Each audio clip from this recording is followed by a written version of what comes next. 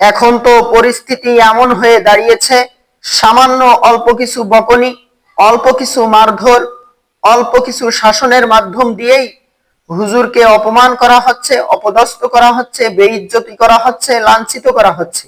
এমনকি মাদ্রাসা থেকে তাড়িয়ে দেওয়া হচ্ছে, মামলা হামলা করা হচ্ছে, কেস কামার করে দেওয়া হচ্ছে। এই পরিস্থিতির ভিতর দিয়ে আপনাকে আমি বলতে চাই, আপনার কিসের এত প্রয়োজন হয়েছে একটা ছাত্রকে ছাত্রীকে মেরে মানুষ বানাইতেই হবে?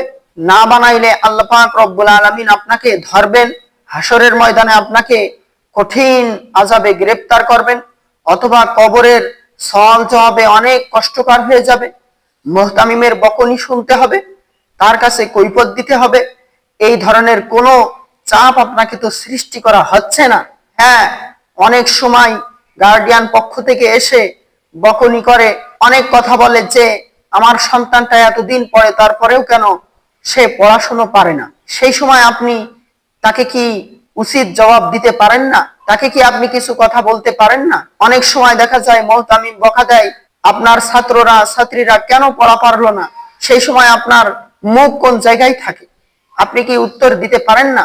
অথচ মারার সময় তো আপনি খুব মারতে পারেন, আপনার তো রাগ ট্যাকেল দিতে পারেন না। তাহলে আপনি যেই জায়গায় যেই উত্তর দেওয়া লাগবে, যেই জায়গায় যেই কথা বলা লাগবে সেইটা বলতে পারতেছেন না, আবার আপনার এত রাগ কিসের?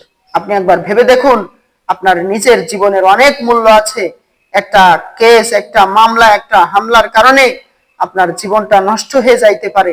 এই জন্য আমি আপনাদের বলবো, এখন সারা বাংলাদেশে যে পরিস্থিতি চলতেছে এটা অত্যন্ত ভয়ঙ্কর। এই অবস্থার মধ্য দিয়ে আপনাকে আদর যত্ন দিয়ে ভালোবাসা দিয়েই মানুষ বানাইতে হবে, তাদেরকে সেইভাবে গড়ে তুলতে হবে। তা না হলে আপনার নিজের জীবনের ক্ষতি চলে আসবে।